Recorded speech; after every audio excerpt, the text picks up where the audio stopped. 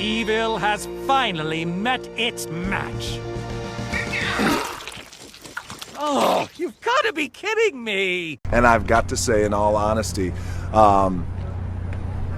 it's the biggest piece of dog shit. Ladies and gentlemen, welcome to MegaMind 2, a movie about villains who start a party and MegaMind has to go and do a dance-off with them.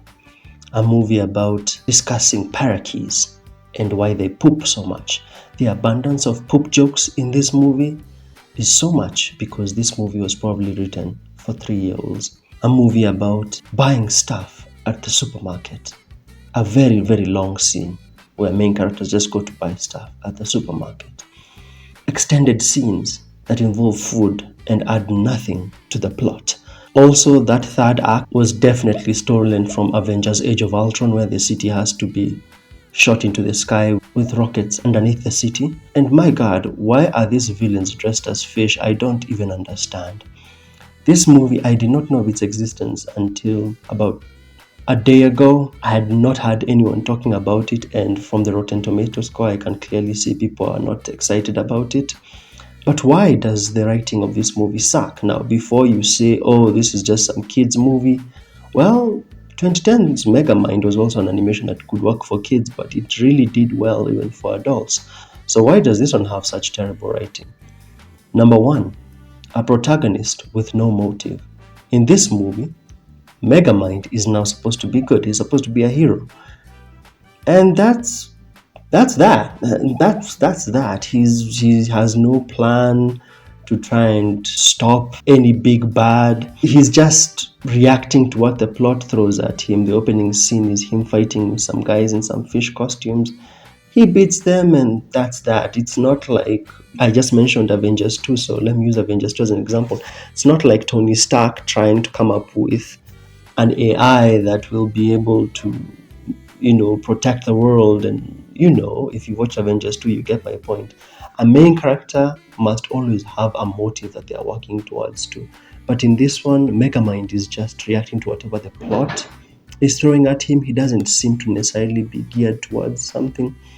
A main character must have an objective that they are working towards too, and that the audience must root for him. Number two, an evil plan because... So in this movie, it's called MegaMind versus the Doom Syndicate.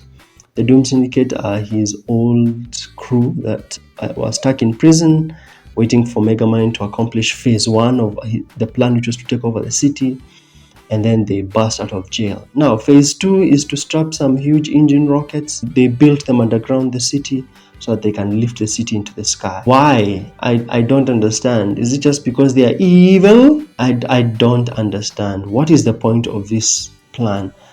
If you've watched the movie, may God have mercy on your soul, because this movie is so damn boring.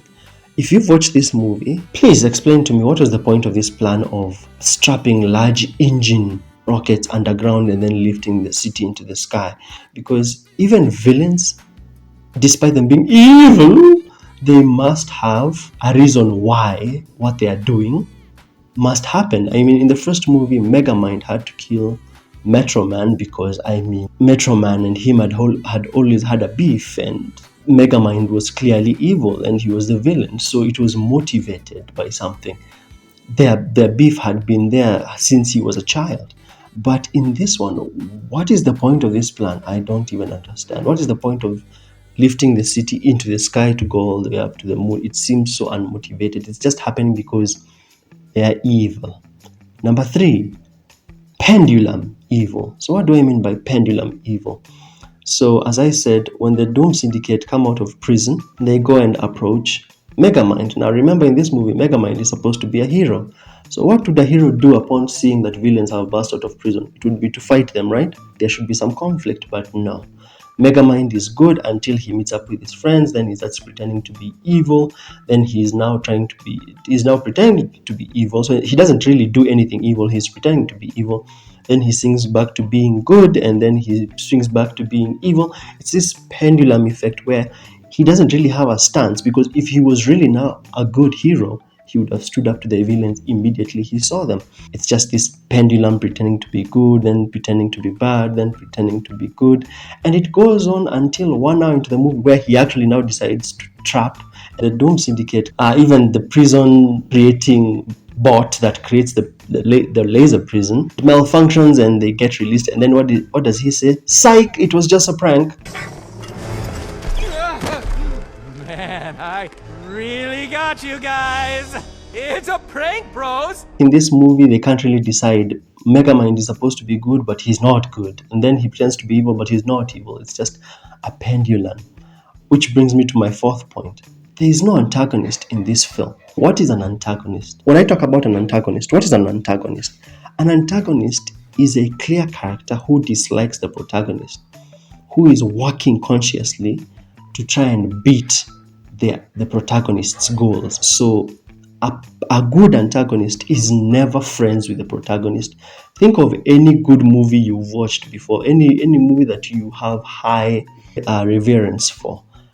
The protagonist and the antagonist are never friends. They are never like old buddies and talking and cracking jokes together. It's never like that. Think of any good movie, Harry Potter, The Matrix, Lord of the Rings. The protagonist and the antagonist are never buddies.